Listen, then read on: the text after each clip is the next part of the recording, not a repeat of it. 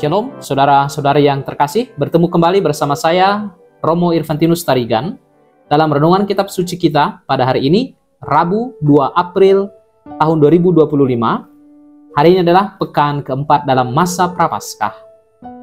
Injil hari ini diambil dari Injil Yohanes, bab 5 ayat 17 sampai 30. Namun ia berkata kepada mereka, Bapakku bekerja sampai sekarang, dan aku pun bekerja. Sebab itu, para pemuka Yahudi makin berusaha untuk membunuhnya. Bukan saja karena ia melanggar peraturan Sabat, tetapi juga karena ia mengatakan bahwa Allah adalah Bapanya sendiri, dan dengan demikian menyamakan dirinya dengan Allah. Lalu Yesus menjawab mereka, Sesungguhnya aku berkata kepadamu, anak tidak dapat mengerjakan sesuatu dari dirinya sendiri jikalau ia tidak melihat Bapa mengerjakannya.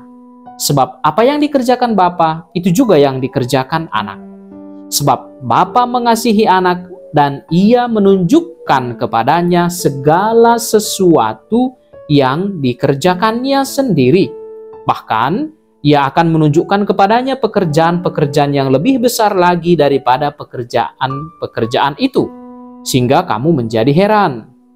Sebab sama seperti Bapa membangkitkan orang-orang mati dan menghidupkannya, demikian juga anak menghidupkan siapa yang dikehendakinya. Bapa tidak menghakimi siapapun, melainkan telah menyerahkan penghakiman itu seluruhnya kepada anak, supaya semua orang menghormati anak sama seperti mereka menghormati Bapa. Siapa yang tidak menghormati anak, ia juga tidak menghormati Bapa yang mengutus dia. Sesungguhnya aku berkata kepadamu, siapa saja yang mendengar perkataanku dan percaya kepada Dia yang mengutus aku, ia mempunyai hidup yang kekal dan tidak turut dihukum, sebab ia sudah pindah dari dalam maut ke dalam hidup.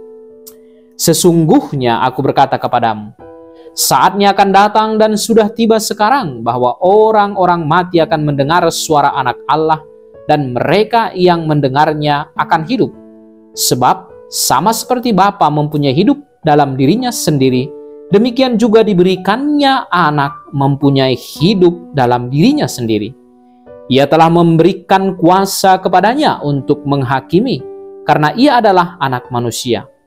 Janganlah heran akan hal itu, sebab saatnya akan tiba bahwa semua orang yang di dalam kuburan akan mendengar suaranya, dan mereka yang telah berbuat baik akan keluar dan bangkit untuk hidup. Tetapi mereka yang telah berbuat jahat akan bangkit untuk dihukum. Aku tidak dapat berbuat apapun dari diriku sendiri. Aku menghakimi sesuai dengan apa yang aku dengar, dan penghakimanku adil, sebab aku tidak menuruti kehendakku sendiri, melainkan kehendak Dia yang mengutus aku. Saudara dan saudariku yang terkasih, melalui perikop Injil hari ini disampaikan informasi kepada kita bahwa Yesus dihukum mati karena Dia dianggap menghujat Allah. Tuduhan ini muncul karena Ia sebagai manusia menyatakan dirinya sebagai Allah, sebagai putra Allah. Tetapi benarkah itu penghujatan? Atau justru kebenaran yang sulit diterima oleh manusia yang dipenuhi prasangka dan ketakutan? Saudara-saudariku, bayangkan Anda hidup di zaman Yesus. Seorang pria dari Nazaret berdiri di tengah kerumunan dan berkata, Aku dan Bapa adalah satu. Bagi kita yang telah lama mengenal ajarannya, pernyataan ini mungkin didengar biasa saja.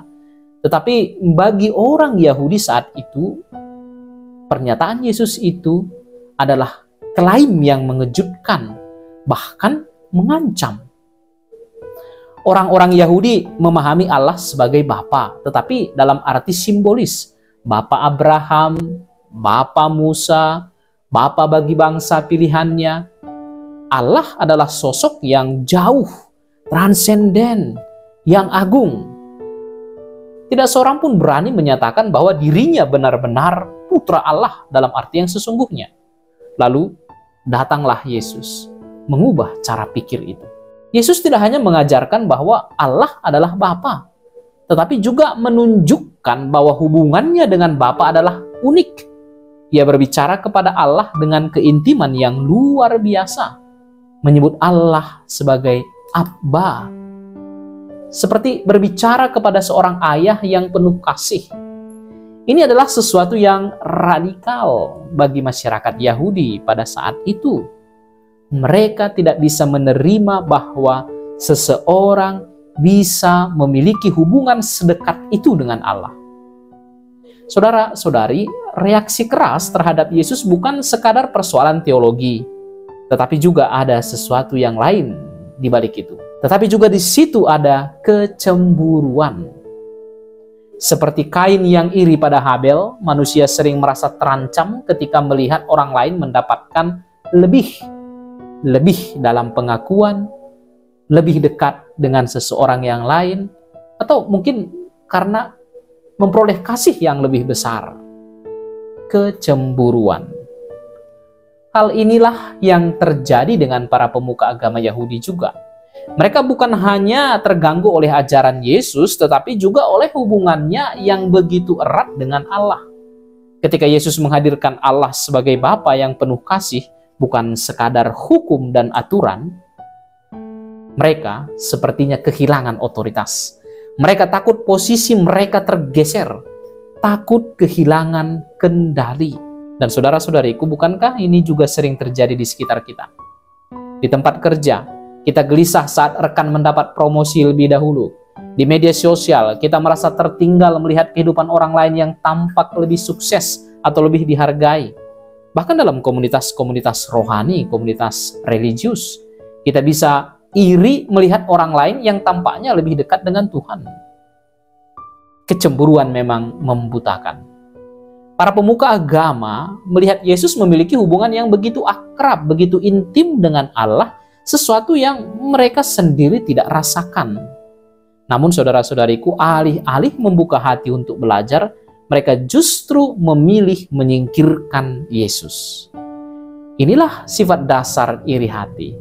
Bukan sekadar ingin memiliki apa yang dimiliki orang, tetapi lebih memilih menghancurkan daripada mengakui dan kemudian mereka bertumbuh. Namun saudara-saudariku, kecemburuan ini bukan hanya milik para pemuka agama di zaman Yesus. Ini adalah pergumulan universal manusia. Kita sering merasa tidak nyaman ketika melihat orang lain lebih diberkati, lebih berbakat, lebih sukses, atau lebih damai dalam hidupnya. Alih-alih belajar dan terbuka, kita malah membangun tembok dan menutup diri terhadap kasih yang sebenarnya juga ditawarkan kepada kita. Padahal Yesus tidak datang untuk memamerkan hubungan istimewanya dengan Bapa, justru sebaliknya. Ia datang untuk mengajak semua orang masuk ke dalam kasih yang sama. Ia ingin kita menyadari bahwa kita juga dipanggil sebagai anak-anak Allah. Tetapi saudara-saudariku, rupanya kecemburuan membuat hati menjadi sempit, membuat kita sulit menerima bahwa kasih Allah itu cukup untuk semua orang. Jadi pertanyaannya bukan apakah Allah mengasihi kita, tetapi apakah kita bersedia membuka hati untuk menerima kasih-Nya tanpa harus membandingkan diri dengan orang lain. Saudara-saudariku, banyak orang mengaku percaya kepada Allah tetapi sulit menerima bahwa Allah yang ada itu adalah Bapa kita. Kita lebih mudah percaya bahwa Tuhan itu Maha Kuasa, tetapi sulit menerima bahwa Ia juga Maha Kasih. Bapa yang sungguh mencintai kita. Mengapa? Karena kita terjebak dalam pola pikir manusiawi yang sama seperti orang-orang Farisi itu. Kita berpikir bahwa kasih Allah harus diperoleh dengan usaha kita sendiri. Bahwa hanya mereka yang layak yang bisa mendapatkannya. Ketika kita melihat seseorang yang tampaknya begitu dekat dengan Allah, kita cenderung merasa kecil, bahkan mungkin tersingkir. Kita mulai membandingkan diri, merasa iri, atau bahkan menyangkal bahwa hubungan itu nyata. Inilah ironi kecemburuan rohani. Alih-alih membawa kita lebih dekat kepada Allah, justru membuat kita semakin jauh. kita menutup hati kita karena takut ditinggalkan. Padahal justru kasih Allah terbuka bagi semua orang tanpa terkecuali. Ketika kita menyadari bahwa kita dikasihi, kita tidak akan merasa perlu membandingkan diri dengan orang lain. Kita akan bersuka cita dalam berkat yang diberikan kepada sesama kita, karena kita tahu bahwa kita juga memiliki bagian dalam kasih itu. Kita tidak akan lagi melihat hubungan orang lain dengan Allah sebagai ancaman, tetapi sebagai undangan untuk semakin masuk dalam keintiman dengannya. Saudara dan saudariku yang terkasih, Yesus datang untuk mengajarkan kepada kita bahwa kasih Bapa tidak pernah eksklusif. Ia bukan hanya Bapa bagi orang-orang tertentu, tetapi juga Bapa kita.